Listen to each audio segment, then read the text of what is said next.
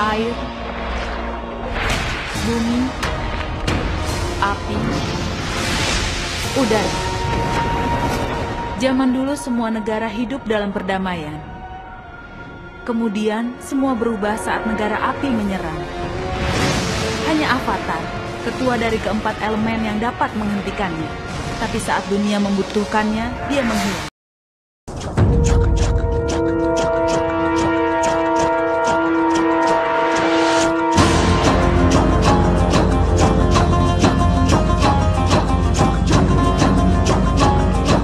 Oke, welcome student, ketemu lagi dengan saya.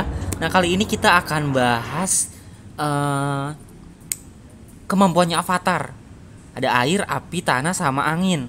Cuman untuk pertemuan kali ini kita coba di bukuan dulu. Itu tentang angin. Nah, masih di KD tentang atmosfer, cuman khusus bicara ada angin apa aja yang mungkin erat kaitannya sama kehidupan kita. Langsung aja. Ya, angin. Pokoknya video ini kita bahas tentang angin. Emang angin itu apa sih? Ada yang pernah lihat angin? Atau rasanya angin seperti apa? Atau bentuknya seperti apa? Jadi, gimana sih angin bisa lahir? Apakah gara-gara ada yang lewat? Dia ngendalin angin, terus kita ngerasain angin? Enggak juga kan ya? Jadi ada penjelasan ilmiahnya. Nah, penjelasan ilmiah tentang angin itu ada hukum Weis-Ballot, beliau yang nemuin. Itu ada fotonya di sebelah kiri. Nah, bisa dibaca juga di buku cetak. Kurang lebih bunyi hukumnya adalah angin bergerak atau udara bergerak dari tekanan tinggi atau suhunya yang dingin ke tekanan rendah atau yang suhunya panas. Jadi mirip-mirip air hukumnya, teman-teman. Saya ulangi, angin bergerak dari tekanan tinggi ke tekanan rendah. Kalau air dari tempat tinggi ke tempat rendah. Nah, sebelum lanjut, emang tekanan udara beda teman-teman. Teman-teman bisa membayangkan atau pernah punya pengalaman kalau teman-teman berenang di permukaan, di atas, bukan di permukaan juga ya. Jadi nggak terlalu jauh dari permukaan air, sama teman-teman menyelam masuk ke kedalaman misalnya 5 meter, 6 meter. Ada perbedaankah yang teman-teman rasakan? Pasti ada, terutama untuk daerah mata dan telinga, karena memang tekanan udara itu tuh terasa. Kalau itu contoh yang sangat terasa yang saya kasih cerita. Nah, teman-teman, kalau teman-teman pernah camping waktu SMP, misalnya teman-teman sekolahnya di Bandung atau di Cimahi, terus campingnya ke arah Lembang atau ke arah selatan yang tempat-tempat tinggi, cenderung beberapa orang yang sensitif akan merasakan telinganya agak sakit sedikit. Ya, kalau teman-teman tutup hidung, terus teman-teman tiup, tapi mulutnya ditutup, akan keluar angin dari telinga. Nah, itu juga bukti kalau tekanan udara di tempat tinggi dan tempat rendah itu berbeda. Nah, jadi penjelasan tadi saya hanya bahas ada tekanan yang berbeda.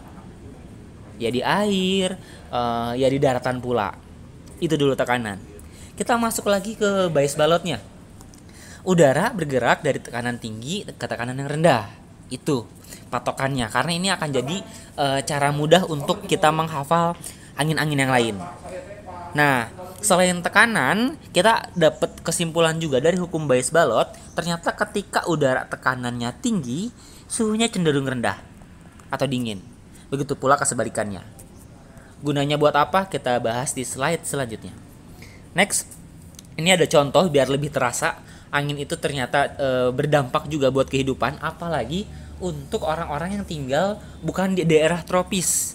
Karena kalau di tropis itu angin udah cincai sama kita, udah friend lah sama kita. Jarang ada angin yang serem.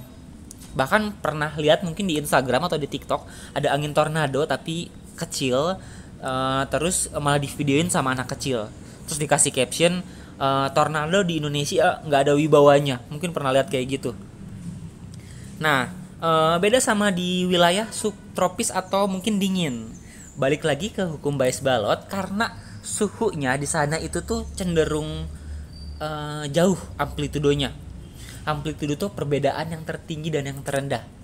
Jadi karena tekanannya itu jauh perbedaannya, jadi anginnya pun kencang seperti gambar.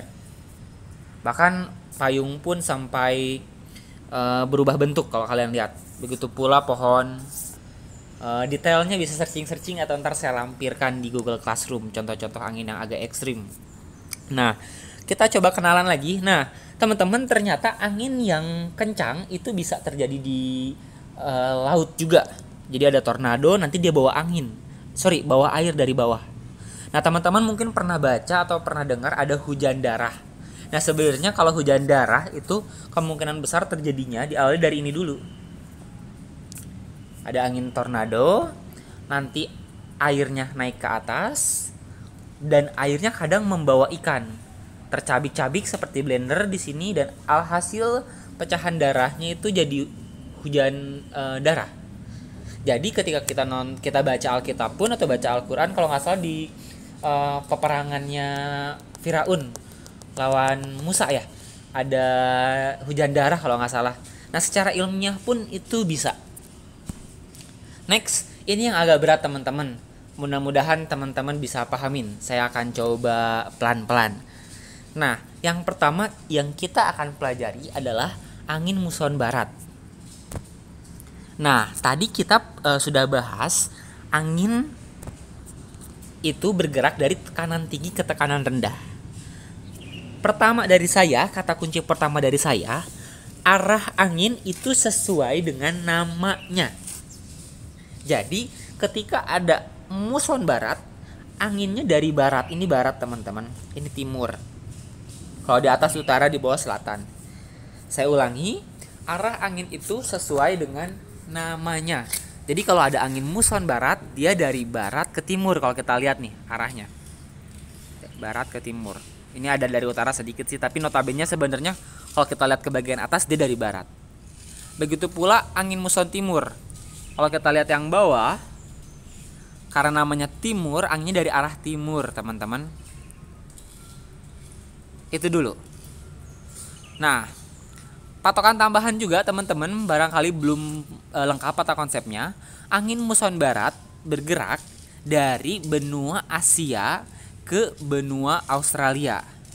Angin muson timur kesebalikannya.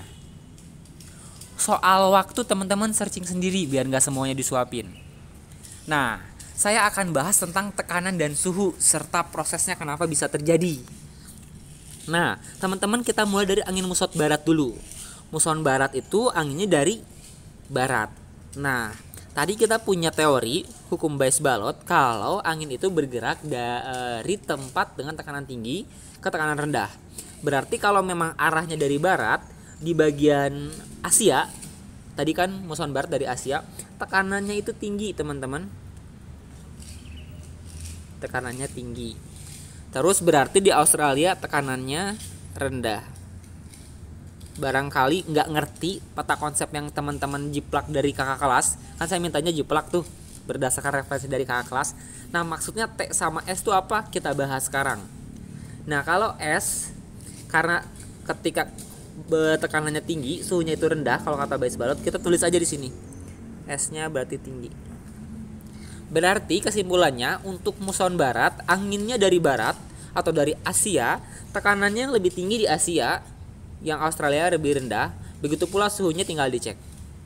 Nah, apa akibatnya buat Indonesia? Akibat buat Indonesia adalah musim hujan, seperti sekarang. Kenapa bisa musim hujan, teman-teman? Ternyata logiknya, cerita ilmiahnya, di sini tuh kan sebenarnya ada samudra. Samudranya banyak. Kalau ada samudra dipanasin, menguap seperti video-video dan pembahasan sebelumnya. Ketika di sini jadi awan, terbawa angin yang seperti ini dari barat ke timur, awannya itu pada lewat ke Indonesia. Alhasil jadi musim hujan. Begitu pula dengan muson timur. Kita mulai dari tekanan juga. Arah angin sesuai dengan namanya, berarti dari timur. Kita cek arahnya sudah benar. Berarti tekanan di sini lebih tinggi, tekanan di sini lebih rendah, suhunya lebih tinggi, suhunya lebih rendah. Nah, apa akibatnya buat Indonesia? Akibatnya buat Indonesia itu musim kemarau. Why? Karena ternyata teman-teman, ada keunikan yang berbeda. Di sini ada laut tapi sedikit. Bahkan teman-teman kalau beberapa pulau yang sebelah selatan di Indonesia, ada yang tempat-tempat tertentu bisa lihat Australia katanya. Saya belum buktiin sih, tapi katanya sih kayak gitu. Nah, kalau dilihat dari peta sih, memang laut yang membatasi Indonesia dan Australia tuh gak terlampau jauh, gak luas-luas banget. Nah, alhasil apa? Awan yang tercipta ketika penguapan tidak sebanyak angin muson barat. Alhasil, ketika ada angin muson timur, waktunya cari sendiri ya tadi, biar gak semuanya disuapin. Awan yang datang ke Indonesia itu sedikit. Alhasil jadilah musim kemarau. Jadi musim kemarau itu adalah musim sedikit hujan, bukan musim panas. Jadi di Indonesia tuh ada dua musim. Musim hujan karena banyak rintik air yang turun alias hujan atau presipitasi, dan musim kemarau atau musim sedikit hujan. Kalau ada pertanyaan mangga di komen atau nanti WA. Lanjut lagi. Ini muson barat, muson timur, gambarnya lebih detail. Kita lihat ini anginnya dari barat. Begitu pula yang timur, anginnya dari timur. Next lagi teman-teman. Nah, ini juga angin laut sama angin darat. Karena negara kita kepulauan, ada kemungkinan besar kalian tinggal daerah pesisir. Nah, teman-teman, balik lagi kayak tadi, angin itu sesuai dengan arahnya. Berarti ketika namanya angin laut, dia dari laut, dia menuju ke darat. Kita cek yang angin darat. Ketika angin darat, sama saja ternyata anginnya namanya angin darat, dia bergerak dari darat ke laut. Oke, kita lanjut ke penjelasan selanjutnya. Teman-teman, sama kayak angin muson, kata Bayes Balog, angin bergerak dari tekanan tinggi, berarti laut tekanannya tinggi, di sini tekanannya rendah. Begitu pula suhunya. Ini mudah sih, polanya dikejar ya. Seperti biasa, video adalah pengganti Google Meet, jangan di skip, dan kita belajar di video itu untuk cari pola. Awalnya mungkin terlihat seperti menghafalkan, tapi ketika kalian dipaksa terus mencoba mencari pola, semoga bisa berguna buat kehidupan selanjutnya atau mata pelajaran yang lain. Lanjut lagi, saya akan jelaskan proses angin laut. Kenapa bisa terjadi seperti ini? Nah, teman-teman, angin laut itu terjadinya siang. Itu ada logonya tuh, matahari. Siang. Nah, kenapa kita bisa lihat suhu di daratan lebih panas dibanding suhu di lautan? Nah, ketika ada pertanyaan, kenapa suhu di darat itu lebih panas? Teman-teman, kalau tanah, teman-teman pernah main tanah waktu kecil atau sekarang kalau belum pernah main tanah silahkan main tanah. Mainnya siang-siang, tanahnya cenderung panas, tapi kalau teman-teman gali agak ke bawah, tanahnya cenderung dingin. Atau kalau nggak percaya, nanti kalau ada pemakaman, teman-teman coba merapat. Kalau daerah makamnya biasanya panas, tapi kalau teman-teman masuk ke liang kubur itu cenderung dingin. Kenapa? Akan coba saya gambarkan sedikit. Karena matahari itu hanya memanaskan bagian permukaan tanah, dan susah untuk masuk ke tanah. Panas itu masuk ke dalam tanah yang benar-benar dalam. Jadi hanya di sini yang panas. Alhasil suhunya lebih tinggi dibanding laut. Karena apa? Karena ternyata kalau mau memanaskan laut, air itu cenderung bergerak. Jadi ada upwelling, downwelling, nanti kita bahas di pertemuan hidrosfer atau di laut, di hidrologi. Jadi ketika laut dipanaskan, cenderung airnya itu tuh muter ke bawah, yang bawah ke atas. Jadi secara total, laut itu sulit untuk panas secara keseluruhan. Alhasil, suhu di daratan, aduh ini videonya kayaknya agak panjang dan agak berat, semangat ya. Suhu di daratan lebih panas dan suhu di lautan lebih dingin. Alhasil tekanannya rendah. Alhasil di sini tekanannya tinggi dan jadilah angin laut. Ini ada nelayan juga, sengaja ada ikon ini saya pilih gambar ini karena ini membantu kalian untuk mengetahui ketika nelayan tradisional saat angin laut berarti dia pulang atau pergi mencari ikan. Tinggal dilihat aja layarnya. Layarnya kalau ada angin dari kanan ke kiri berarti perahunya akan ke arah daratan, alias dia pulang saat pagi hari atau siang hari. Jadi kalau ada pertanyaan, nelayan itu pulang kapan, saat pagi atau siang hari. Next, sama begitu pula ini. Bedanya apa? Bedanya tekanannya kan ini tinggi, ini rendah. Namanya angin darat, dari darat ke laut. Nah, kenapa suhu kenapa suhu di daratan lebih cepat dingin dibanding di lautan? Kan udah nggak ada matahari ya ini ya, jadi lebih kita bicaranya mana yang lebih dingin. Nah, ternyata teman-teman, panas di daratan itu kan hanya di permukaan. Karena panas di daratan hanya di permukaan, cenderung lebih cepat kena angin dan dingin.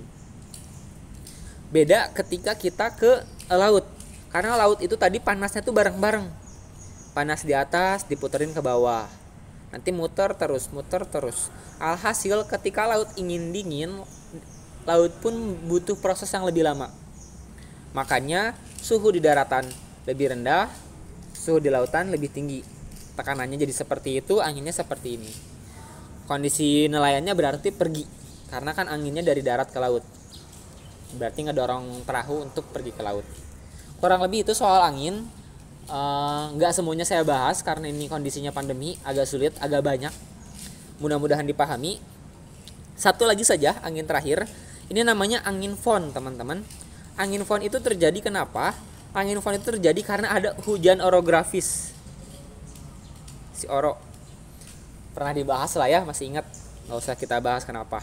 Nah, ternyata ada keunikan ketika di sini udara penuh uap air dan uap air tuh habis dipakai hujan. Ketika ada angin yang lewat menyeberangi gunung, nggak ada uap air di sini. Hasilnya apa, Be? Hasilnya itu anginnya di sini panas. Di sini panas. Namanya angin fon atau angin frontal. Sorry, bukan angin frontal, angin fon. Nama daerahnya angin bohorok, angin wambrau, itu bisa dihafalin kalau mau. Tapi intinya singkat cerita, saya hanya mau cerita, nggak semua angin itu sejuk kayak di Bandung. Bandung itu tuh daerah Pasundan ya, daerah Bandung dan sekitarnya cenderung sangat enak alamnya. Makanya banyak orang kan mau tinggal daerah bumi Pasundan. Karena nggak ada angin panasnya. Kalian kalau main ke Sumatera, ke beberapa tempat di Jawa Timur atau Jawa Tengah, saya mungkin pernah ngerasakan juga ada angin tapi suhunya panas. Nah, itu terjadi kenapa? Sekarang kalian tahu dengan nonton video ini. Itu terjadi karena anginnya itu isinya nggak ada uap airnya, jadinya panas isinya. Kenapa nggak ada uap airnya? Biasanya kalian tinggal di sebelah sini. Karena hujannya sudah habis di sebelumnya. Berefek banget. Berefeknya contohnya ke petani. Nanti tanamannya bakal kering karena anginnya angin panas. Nah, itu ngomongin ketinggian. Ada quotes yang saya dapat juga saat searching. Altitude is altitude. Barangkali ada yang bisa memaknai, silahkan komen untuk nilai tambahan. Altitude is altitude. Itu maksudnya apa? Mangga mencari maknanya biar nggak bosen materi bumi terus. Oke, beres videonya. Ada titipan dari Eng, jangan lupa ucapkan terima kasih pada diri sendiri. Bye bye.